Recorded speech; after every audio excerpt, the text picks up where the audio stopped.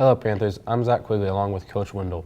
We had a tough road trip to McKinney and came away with the loss. What did you see from your perspective? Well, I thought we started ready at the game ready to play. I thought we came out the first two series and methodically marched down the field and scored both times. Defense, first series really made them work for what they got. McKinney's a very good football team. They're in one of the toughest 6A districts in the state, and I feel like they're a senior-oriented team. I feel like they're a very strong team. I think they have a great shot of making the playoffs if they stay healthy.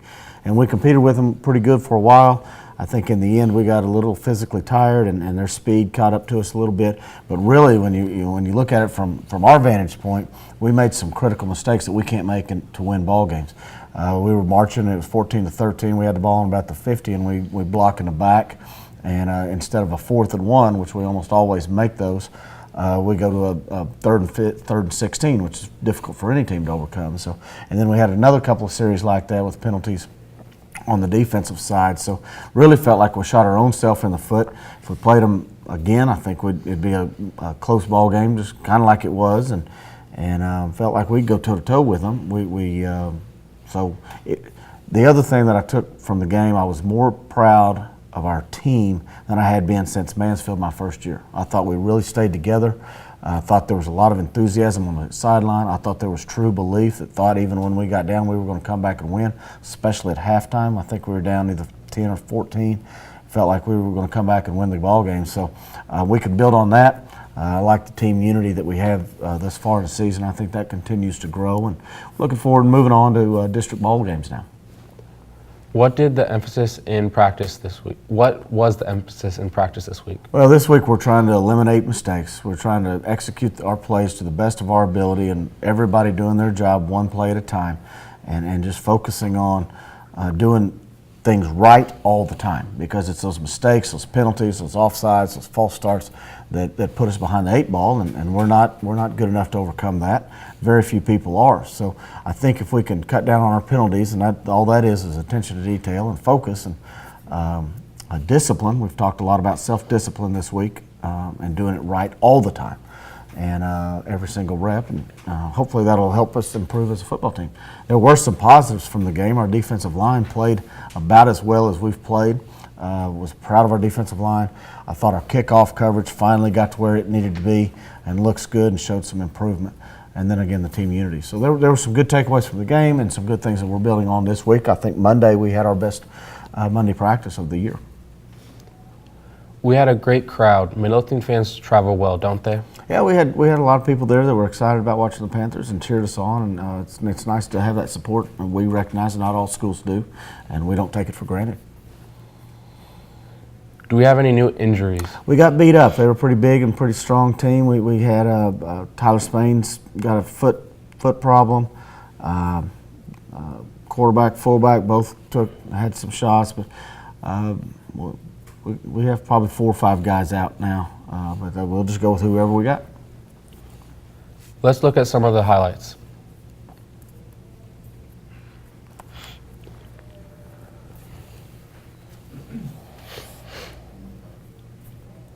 I believe this is the first series of the game. We'll do a loop option right there with Chris Dickert, who's with us today, seals off a linebacker. Austin goes down the line and pitches the ball to Samick and does a good job. Then we have a 9-yard touchdown run. I believe this is Nolan Samick too. Probably the same play.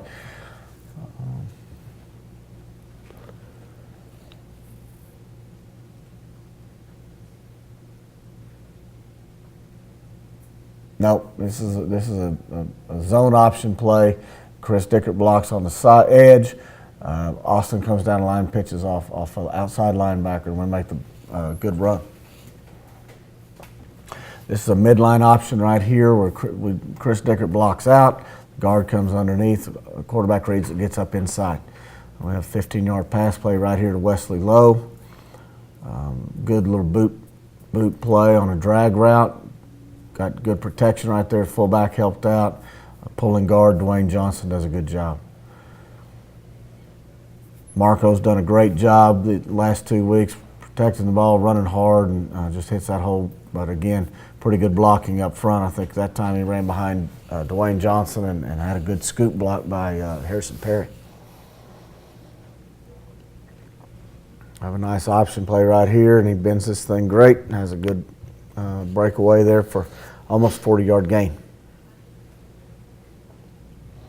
Tate came in and did some good things in the second half. Throws a long pass right here to Johnny Rogers for a touchdown, I believe. Yep.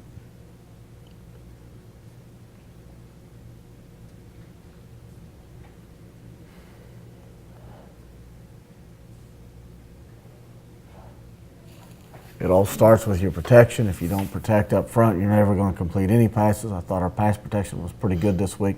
Something we've worked a little bit more on this year. I think it has shown.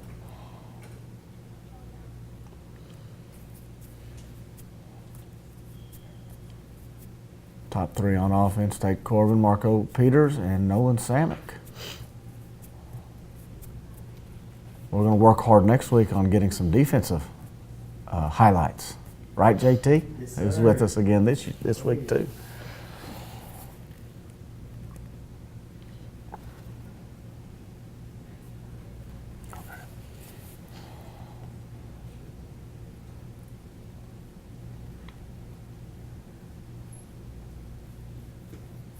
Marco Peters with over 100 yards rushing, player of the game.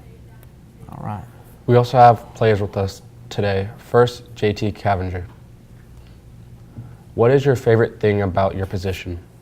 The favorite thing about my position is to be able to be coached by Coach Cobbs and to be able to run downhill and to knock people's heads off. What is the toughest thing? The toughest thing probably is to get your head wrapped around the game plan for each week of the season. What is your favorite subject in school and why? My favorite subject is chemistry, probably because I like all the experiments to see how elements and compounds react to each other. We also have Chris Dickert. What have you seen improve the most since last season? Probably the brotherhood and everybody sticking together and having each other's back. How complex is your playbook and how do you remember everything? It's not that complex, and we have little cards that we wear, but we're going to do a huddle this week, so we'll see how that goes. What is your typical game day schedule? Wake up, eat breakfast, go to school, learn, go play a game. Coach, this week we have a bit of a trip up to Mansfield to play Legacy. What do you know about them? Well, they're a good team. They lost last week to a real good Alito team, 24-3, but they played good defense. I think they're fast. They fly around. They have two really good defensive linemen, and then they're fast at every position on defense. They have a all-stater at free safety who made 25 tackles, I think, against us last year. Is really, really good. So we'll have to play our best game and not make mistakes on offense, and then defensively, they run a lot of pistol-type stuff. I think they might take that free safety and play him some at quarterback, so we've got to be cognizant of where he is if he's on the field on offense. And they do a lot of zone blocking up front.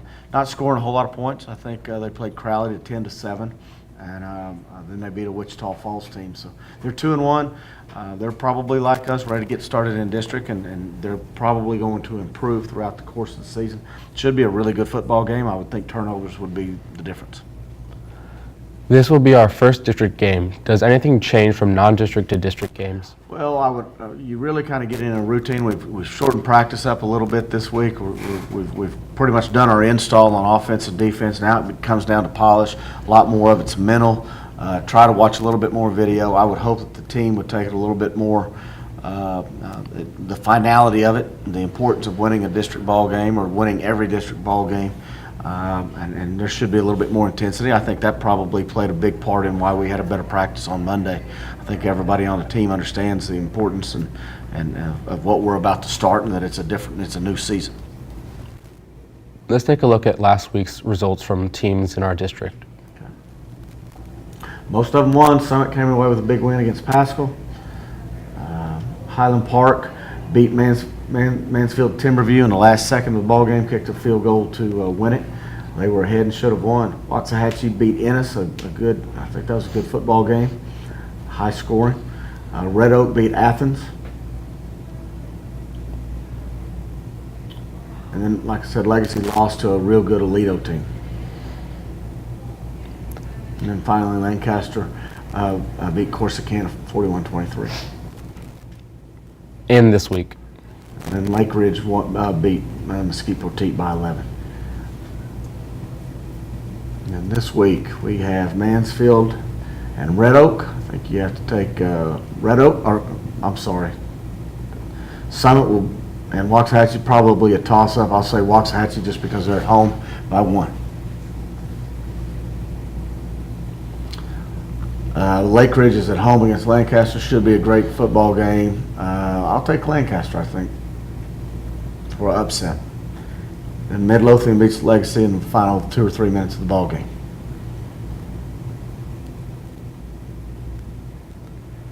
Coach, Play running to the right behind Chris Dicker.